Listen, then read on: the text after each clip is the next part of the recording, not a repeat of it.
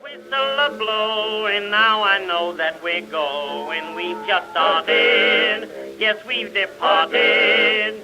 Why, we're leaving the pier. I say we're steaming from New York Bay. That's why I feel so gay. If we get there on time, I'll be mighty happy. If we're not there on time, why, I'll feel mighty bad, 'cause we'll sure have some time.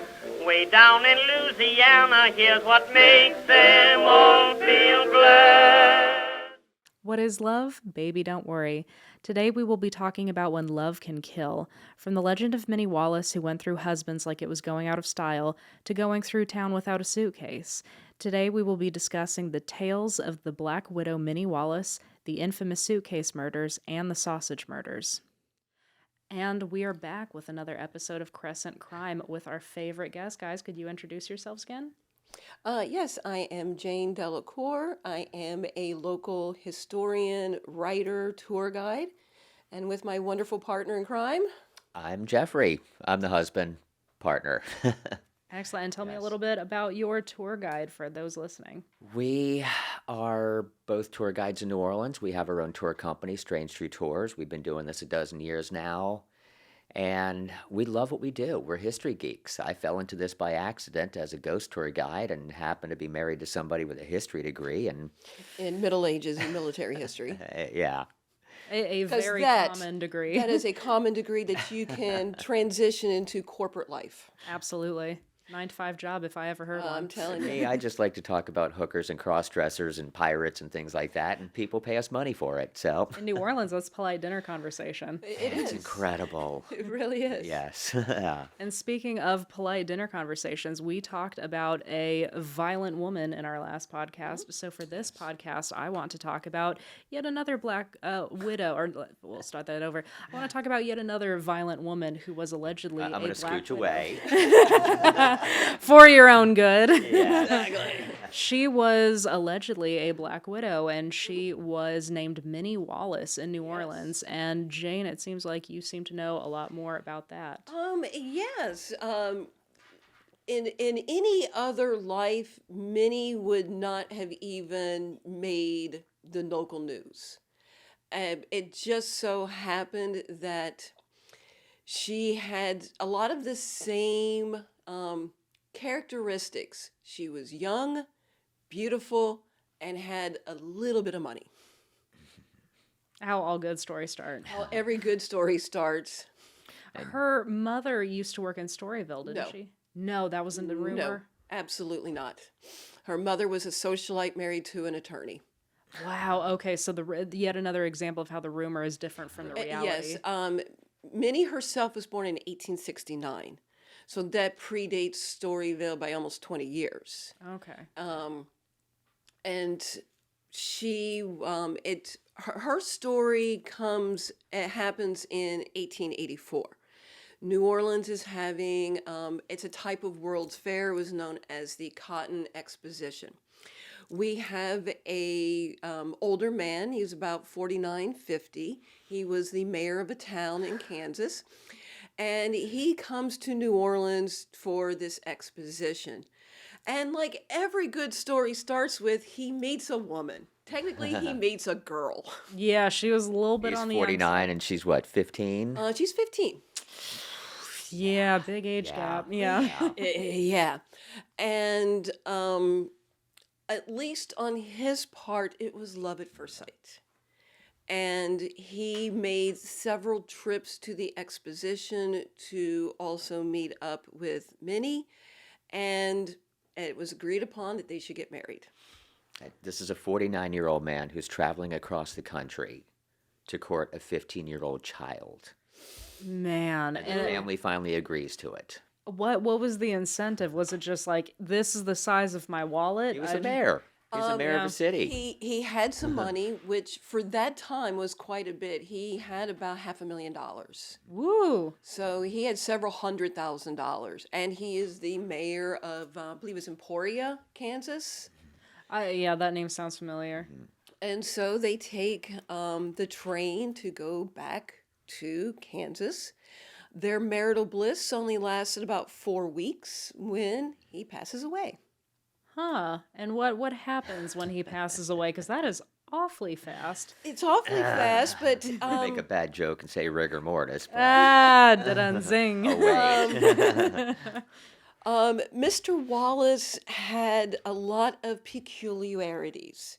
This was not his first marriage, and he was noted for visiting prostitutes, where he picked up a little friend called syphilis. Al Capone. Yep.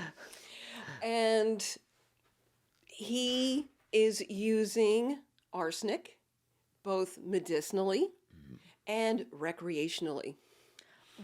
So I have heard arsenic as well as mercury were used as alleged cures for syphilis. Recreationally, though, I'm guessing it gets you high. Otherwise, Nope. It gives you a boner. oh, I see. So it was Yeah. the Viagra of the time. Correct. It was its Viagra of the day. It could keep you going all night So- and take care of your disease all in one package. Right. It was a miracle drug as far as Yes, anyone yes, was it concerned. was. We It should would bring it cure. back. It would give you the disease that it would cure you of. I mean, it works. Yes, Mr. Wallace was using arsenic not only medicinally but recreationally. Well, being an andropausal man with a teenage girl, I imagine he would need lot something of, to get him going. He would need a little help to Yeah. keep his marital bliss going, and they were planning on going to New York and then Paris for business, and he just overnight falls sickly and passes away very shortly. They did a autopsy, and under the autopsy, they said that his stomach and intestines were corrupted by poison. Oh, so he's been taking it a lot. A lot. I mean, he had his doctor. This is when, after the autopsy, Miss Minnie is placed under house arrest, and was told she can't leave. She sends word to her mother in New Orleans, and basically in a span of about 3 days, her mother receives 2 telegrams. One, that her daughter is going to Europe, and 2, that her daughter is now a widow. Oh boy. Yep. Little dangerous A combination. little dangerous. So Minnie had a sister. So her brother-in-law comes to Kansas to be her advocate, and he gets arrested. Why does he get arrested? They don't give any reasoning. They just said that a family member was incarcerated, and he's complaining that he's being arrested. He goes, "I didn't steal anything."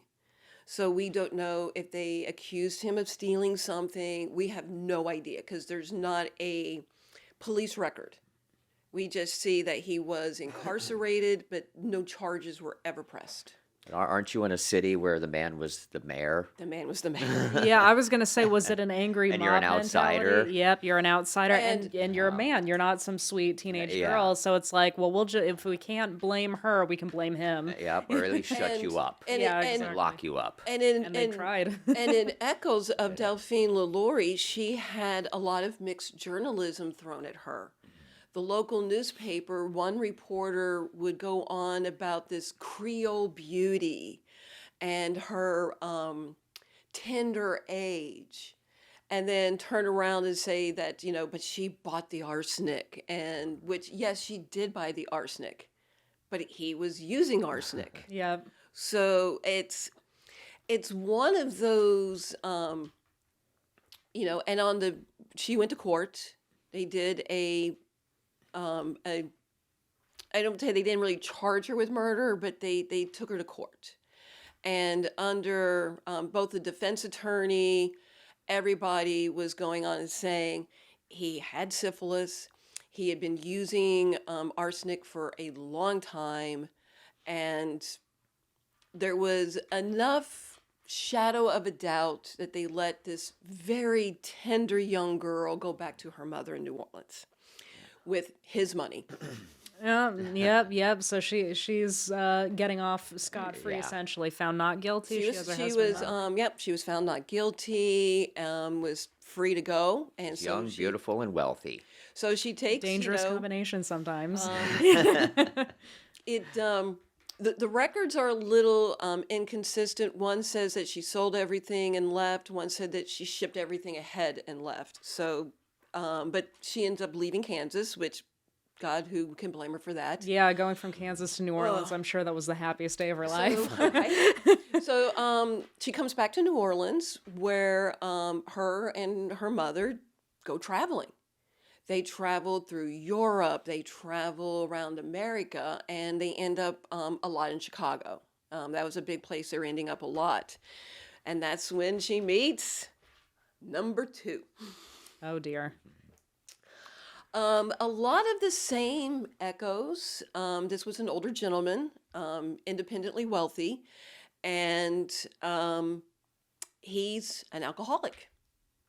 They're married for a few months, about 4-6 months, I believe, and he succumbs to alcoholism.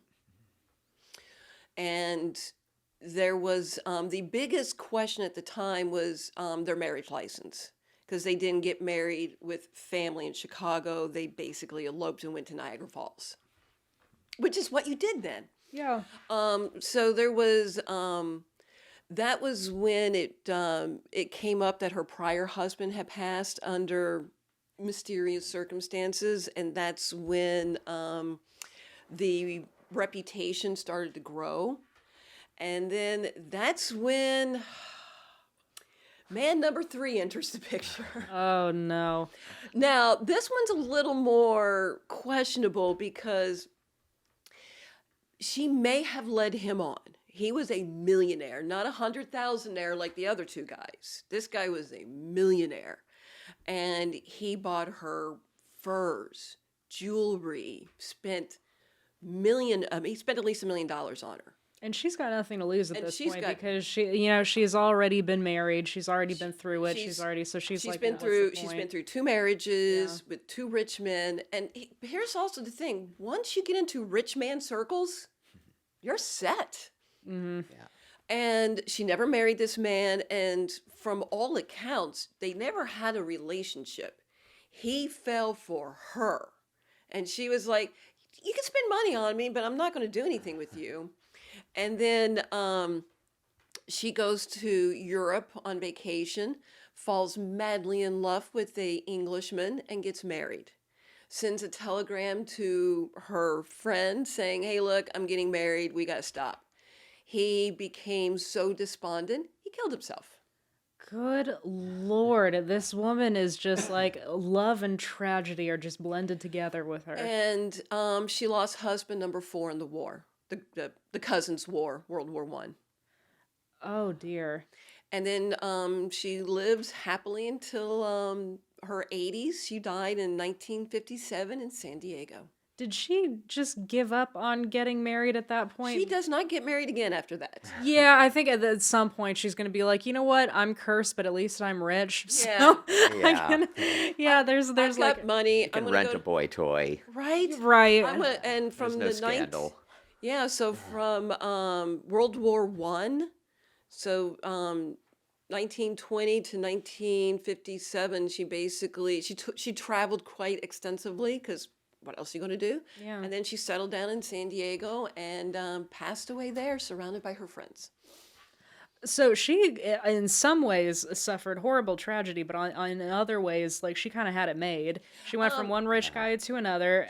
She was not accused of murder. She got off not guilty. Yeah. But She went back home. People suspected her of things. You have that but- cloud. Yeah, I mean, and that was the reputation that one. follows. That was like the one thing when I was like looking more about her was that the people near her were always just saying that this horrible cloud followed her wherever she went, and she could never escape it. So it's. I mean, the guy committing suicide—that's on him. Yeah, well, even the alcoholic too. That's And kinda, the alcoholic yeah. and the guy with the arsenic. I mean, you're like, but I mean, would a 15-year-old girl have the wherewithal to poison a 49-year-old man. Would a 15-year-old girl be able to distinguish between a guy who's long-term husband material and a guy who's just in it because he's attracted to her? Right. Yeah. So, I mean, there's so much surrounding her that is like complete tragedy, but you have no idea how much, I mean, is self-inflicted, but Yeah. But you start out as a 15-year-old girl with her first husband who's 49, who has this sexual predilection of prostitutes and everything else. I mean, my God, what happened in those several weeks? And that's how you start married life. Oh, this is my husband. Great. he's got syphilis. Yeah. She must have had kind of a jaded idea How of does what that set the marriage tone was. for the rest of your life? Yeah. Well, and that must have Yeah. been her frame of reference too, of like, oh, this is what a husband is, and Yeah. that just sets the trend from then on. Yeah. Yeah. Because at least in her in her relationships afterwards, she at least felt like she was wooed and cared for. So, I mean, was she looking for love in an older man at this point because she had like, this is what I do? And That's what every woman did in mean, that it's day what and age. I mean, at that Yeah. time, that was basically what a woman's goal was, to marry a well-off man and be set for life. Well, and she had a string of older admirers, from my understanding. Yeah. She was very beguiling, particularly to the older crowd. One in particular being Judge Houston. He comes in and out. He tried to represent her at one Yeah. point, and even the court was like, "Nah, dude, you have no skin in this game." Yeah. And I don't think she was manipulative. Because in one of the court documents, they were saying that she brought the whole courtroom to tears, by how terrible, this whole thing is to her. I mean, would a 15-year-old be able to have that kind of acting ability to be able to manipulate an entire courtroom of people? Or was she just traumatized? Or was she truly traumatized? Well, and it may have been the halo effect as well. If she truly was as beautiful as people were saying, Right. then when you have this beautiful, innocent-looking, sweet girl who's just saying, I don't know what happened, and she may not have actually known what happened, and she's crying, it may have brought the audience to tears because they're like, here's this She angelic was a young hottie. girl. I mean, Yeah. the photos of her, I mean, she was a hottie. Yeah. She had that dark hair and that of course at the times that white complexion. So I mean she was gorgeous. And yeah, that probably does buy you a whole lot of Yep, and that probably got her freedom because had she been under different circumstances and from a different economic background, Oh, yeah. she would have been hanged. yeah. I mean, if she had been poor, she would have hanged. Yeah. But her father was an attorney here. Her mother was a socialite. So I mean, she grew up with at least middle class comforts, and so she Sense of wasn't. privilege. Yeah, I mean, no, she wasn't a product of Storyville. I mean, she was already 20 and married already by the time Storyville even happened.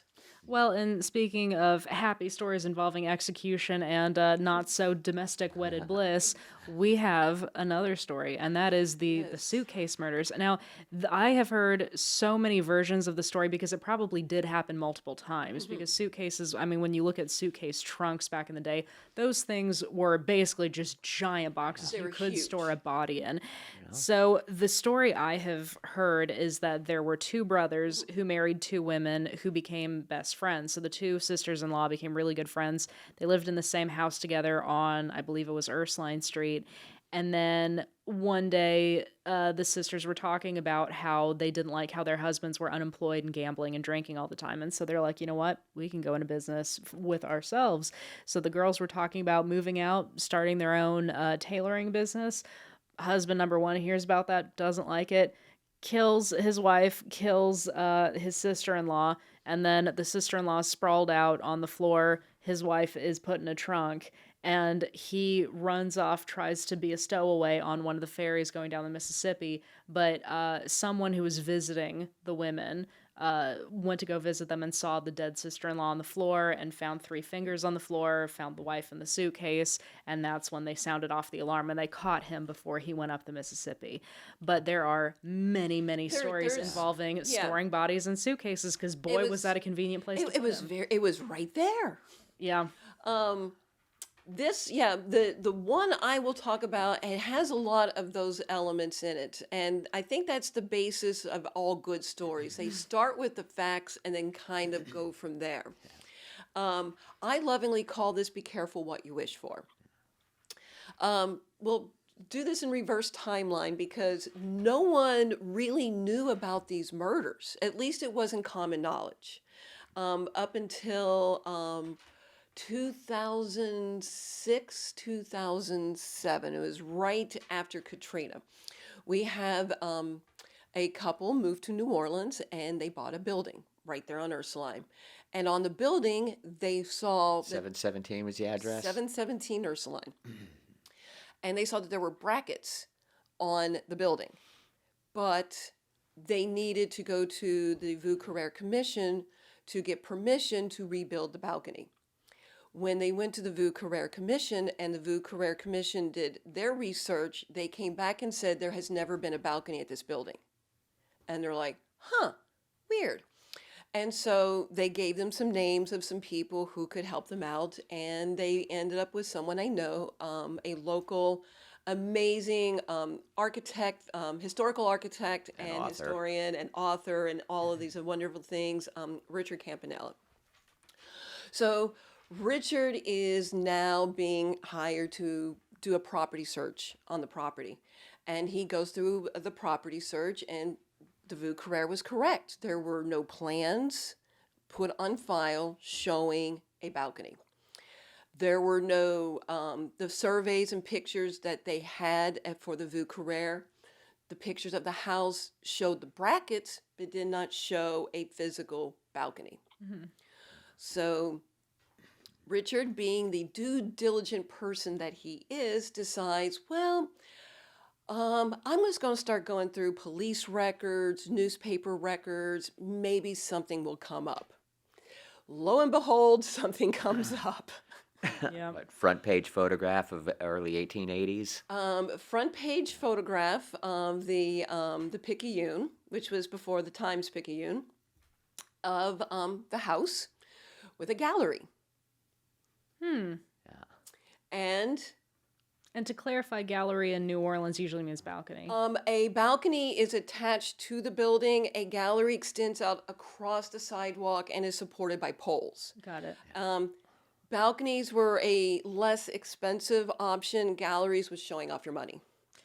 Yep, I can see that. That's why everyone films on your block of Royal Street. Yeah, a lot of galleries there. A lot of galleries there. So Richard's like, sweet. Then he read the article and was like, oh my. It was a double murder. It was a double murder. A little bit of yellow journalism because these were two Irish women, and the wife, and they said it was her sister, but it could have been the sister-in-law because they didn't go into a lot of familiar details, but that these two women were sharing an apartment with the one woman's husband. He was a notorious alcoholic, came home drunk, and according to the neighbors, there was a big argument. Screaming, and then silence. Was the husband also an Irishman, or was he an American? Oh, I see. Well, there was a big influx of Irish immigrants coming to starting New in the Orleans. 1850s, we had about a decade of extensive Irish immigration coming here. Yeah, the 1840s into the 1850s, followed immediately by the Sicilians. Yep. And that's why we have the Irish Channel to this day. Yes, that's where the Irish, most immigrants would start off what's now known as the French Quarter. When my grandmother was a child, she called it the Old Square. My mother called it the Latin Quarter. Interesting. Yeah, I didn't hear it being called the French Quarter until I was like a kid. I heard the adults in my family called it the Old Square or the Quarter.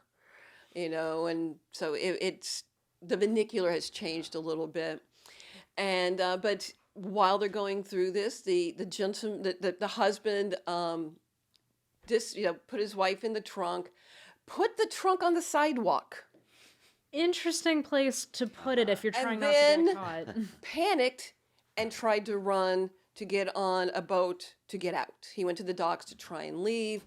And obviously, there is a trunk with blood coming out of it. On the Yeah. sidewalk. On the sidewalk, the neighbors had heard yelling and screaming, and police showed up, and lo and behold, a double murder. Oh Yeah. gosh. Now, the factor with the house is, and going through the Vauquerie Commission, they have to have evidence that that gallery existed at one point, and the Vauquerie Commission could not find that. So here is this couple. They just want their gallery. They just want to come out and sit up there on the balcony. All these people that are part of this organization, Vauquerie Commission, they're what we call professional descendants. And every single member has to give their own stamp of approval. So every time this couple went into a meeting, they had to pull out this newspaper article and show the picture of this gallery and remind themselves of this gruesome double murder that happened in their house. Gosh. So yeah, Yeah. it's be careful what you wish for. Truly be careful what you They wish do have for. the gallery. It is They rebuilt. do have Okay, the gallery. good. They got that at the They very got least. their- Small victories. They did get their gallery. Good Lord. Yeah, So- I remember walking with Richard on Royal Street, him stopping, and because at the time the gallery wasn't even being built yet, and he goes, "A gallery's going to go right there." He goes, "And this is why," and we're all like, "Oh." It took them almost 10 years to go through this entire process, start to finish, before they finally got that gallery. Got the permission to do it. That's Despite not being on an island, New Orleans truly runs on island time. Yes. yes. Well, it took Richard that long to find the newspaper. I mean, he bless his heart, man. That's a lot of research he went through to Yeah. find Yeah. that. And so that's how you get it. That's how you get a gallery. So who discovered the suitcase? According to the newspaper, the onlookers saw a suitcase oozing blood and called the police. Not the smartest planning, I will say. I- Just I'm going to say with him, he did not think this one through very well. There was alcohol involved, okay? Alcohol In was fairness, definitely yeah. involved. In New Orleans. Yeah, so Yeah. I mean, it was a crime of passion, obviously, and then a cover up of idiocracy proportions. Well, I used to work as a crime scene investigator. My degree is in forensics, and I will tell you from personal experience, a lot of people will leave the murder weapon right smack in the middle of the room. Yeah, They won't take it with them. They won't no, try and hide it. They'll shoot someone and go, "Oh my God, I shot someone," drop the gun and then run. Yeah. And then they're like, "How did you know it was me?" Because you're stupid. Yeah, exactly. Yeah, as the did not saying think goes, it. the smart ones don't get Yeah. caught.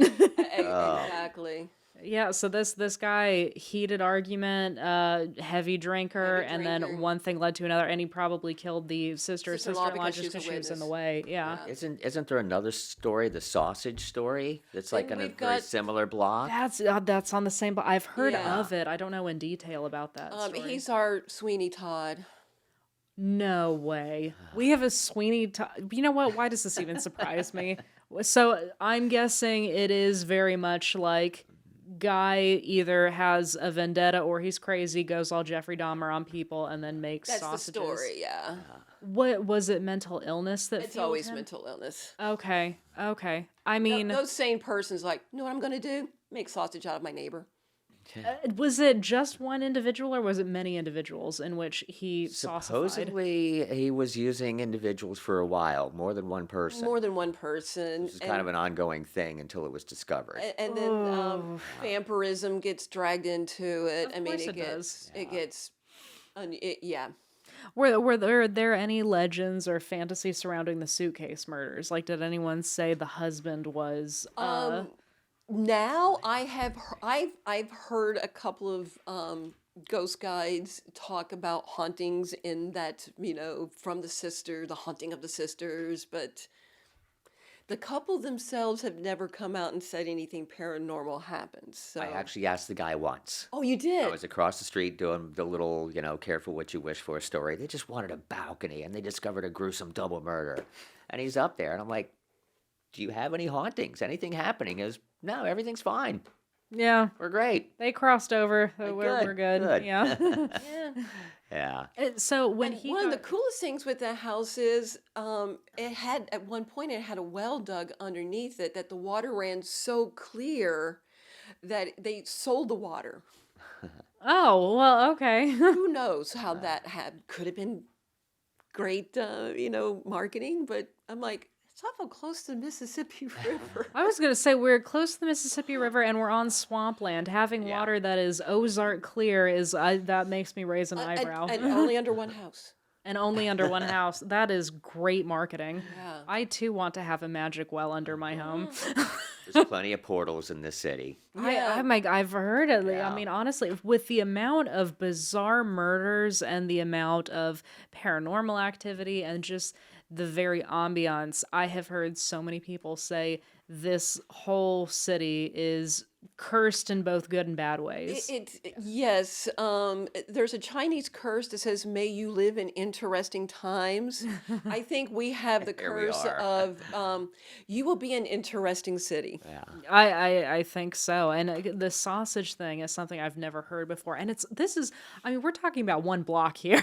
That's It's amazing how and on that same little corner right there, we have another vampire story with, and I love a good vampire story. I love vampires. yeah. But I need to have a little bit of believability. Don't tell me in like the middle of July that they had 4 inches of blood on their floors. Every fly in the parish would be in that house. Yeah, rats. It's The yeah. smell. I mean, there's 8th grade biology, okay? Yeah, and you'd then- have alligators coming in from the swamps like one by one, single file. right, and they're like, they were putting blood in the wine. Have you ever put blood into alcohol? Yeah. It doesn't maintain. So Yeah. if you're going to give me a vampire story, make it believable. Well, the sausage one, unfortunately, is believable because we have a track record of that in this We- country with Jeffrey Dahmer and all that. So yeah. I'm curious, what was the name of the sausage man? Do you guys know? I don't know his can't remember name. off It was the a German man. Oh, it is in one of the books. I think it's in Jean Delavine's book. Okay. So, sausage man extraordinaire, mental Yes. illness. He decides. Was there something that initiated him killing his neighbor? Did they get into a fight? Was he in love with the neighbor? And I she. don't even know what this catalyst was. Yeah, I I've don't know heard the details so on that many. one. It's not a story that I do on my normal ghost tour. Sure. It's an obscure story because I've It's been really to New Orleans obscure. several times, and I live here now. But I've heard Jacques Saint Germain a lot. I've heard Madame Lalaurie a lot. I've heard the suitcase murders. I have not heard about the sausage one, and you would think that one would be more popular because we have had cases of cannibalism in prior criminal history in the Yeah. U.S. I think that one has historic basis of it, as well as the trunk murder does. Yeah. Delphine Lalaurie, that has an actual historic basis. Almost every good story here starts with at least a seed of truth.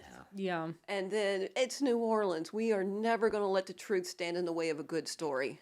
Absolutely not. No, because what are you going to tell your friends when you're at the bar? It's there. Exactly. You need a good bar story. And it's like my auntie said, when someone asked if her house was haunted, she goes, "I'd be sad if it wasn't." Yeah, well, and sure enough, when you walk through the streets of New Orleans, you see those for sale signs that say "haunted" on one side, not haunted on the other. That is Finnis Shellnut, and he actually owns a tour company, a ghost tour company. He's a real Real estate estate. company. Yeah, he does that as a joke.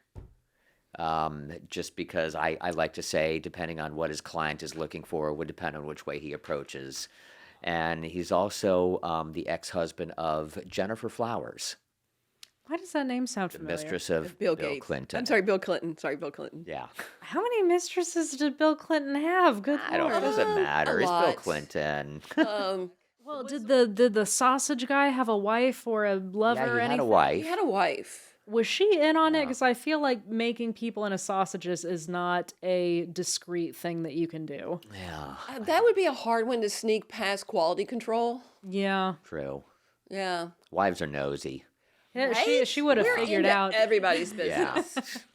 business. She would have something. I mean, the smell alone from cooking people, I feel like she would have I known think there would something. have to be some kind of difference, yeah, because But it's that story is from that actual block, I think, the Yeah, it's from- 700 block of Ursuline. that yeah, you've I got. mean that whole little corner right there has so many, and not always tragic stories. I mean, there's funny stories from there also. It's just Well, it just goes to show every pot has a lid. You can be a cannibalizing sausage maker and still find someone who accepts you.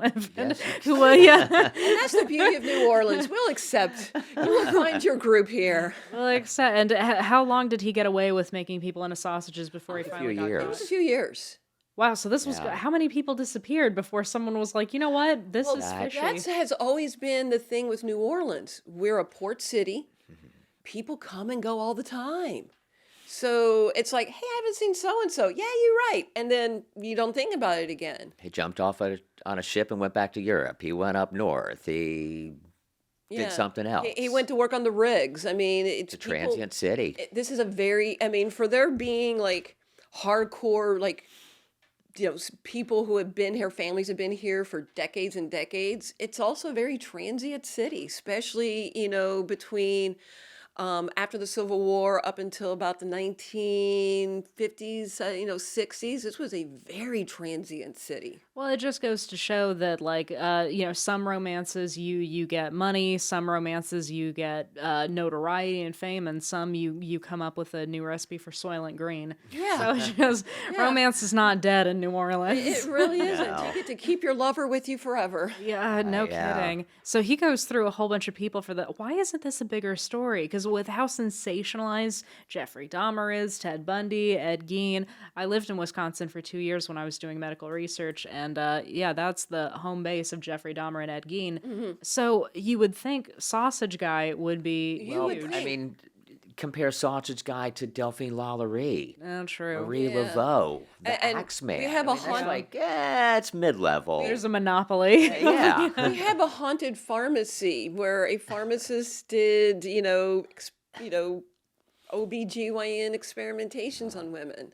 Oh, good Lord! The fun never ends, fun and the never city that ends. the city that truly never sleeps. Yeah. No, this city goes, and when you think this city can't surprise me anymore, bam, something happens. And we've got our modern day Zach and Addie. Yeah. Yeah. It was just beyond. I mean, that's more sensational than a Sausage Guy. I mean, what he did to his No, his lo- girlfriend his and everything girlfriend's else. lover. Very Yeah. true, and that's for And our that next. It's was- modern day. And that's mental illness and a whole lot of substance abuse. Yep.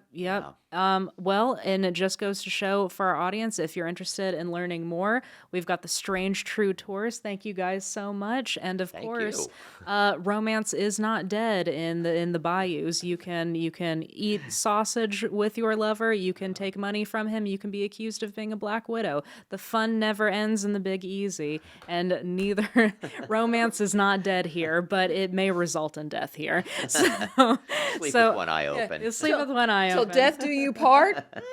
We take that to a whole other level. So I think that's it for today.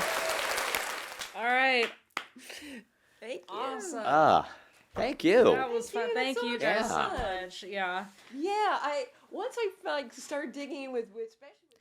Well, it just goes to show that love can be boiled down into 3 things in this romantic city: sex, crime, and food. Isn't that why we all come to the Big Easy? Just remember that love may be lovely, but passion can kill. Till death do us part here on Crescent Crime. Dancing in the moonlight on a bright night, a summer night in June, where doggies all are humming and strumming banjos to that 60 tune, and soon you'll find them dancing.